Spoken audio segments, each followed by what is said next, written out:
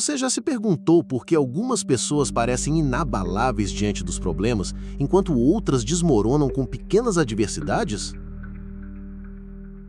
A resposta pode estar numa filosofia antiga que sobreviveu a impérios, guerras, crises e ainda continua transformando vidas: o estoicismo. Neste vídeo, você vai descobrir 7 curiosidades fascinantes sobre o estoicismo, ensinamentos que poucas pessoas conhecem, mas que podem mudar completamente a forma como você vive, pensa e reage ao mundo. E se você levar isso a sério, não vai sair o mesmo de hoje. 1. Os estoicos treinavam a mente para o pior, para viver melhor. Ao contrário do que parece, os estoicos não eram pessimistas.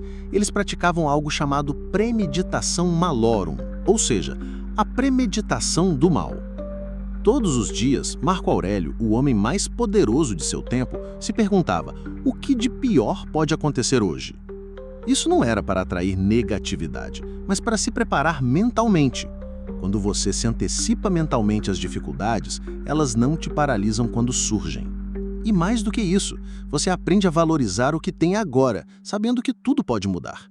Esse é um dos segredos mais poderosos da resiliência emocional. 2.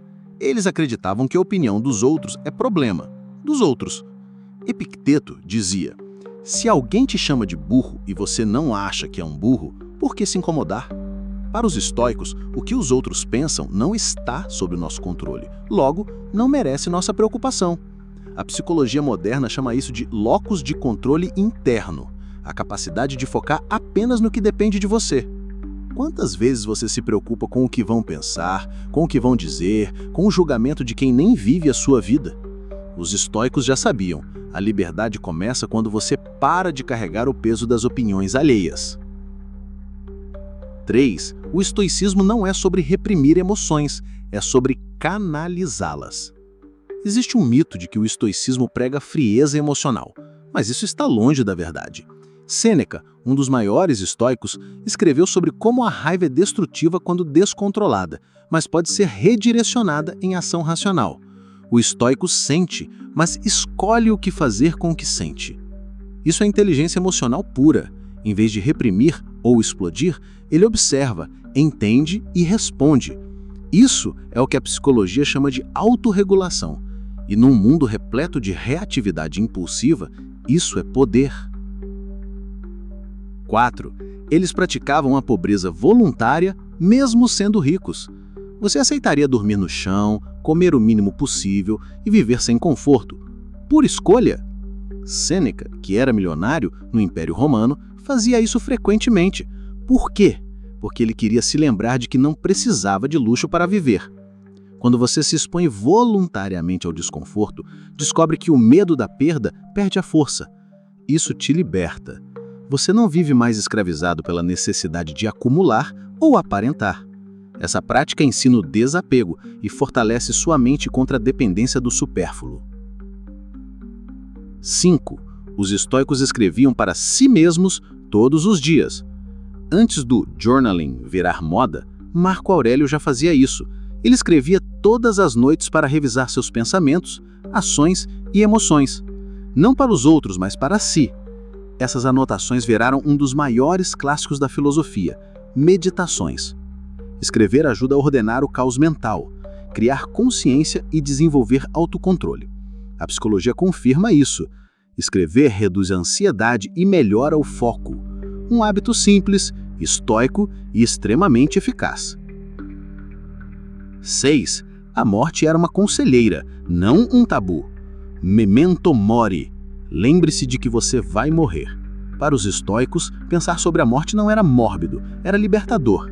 Saber que o tempo é limitado fazia com que valorizassem mais o presente, as pessoas e cada decisão tomada. A consciência da morte elimina a arrogância, quebra a procrastinação e te convida a viver com intenção.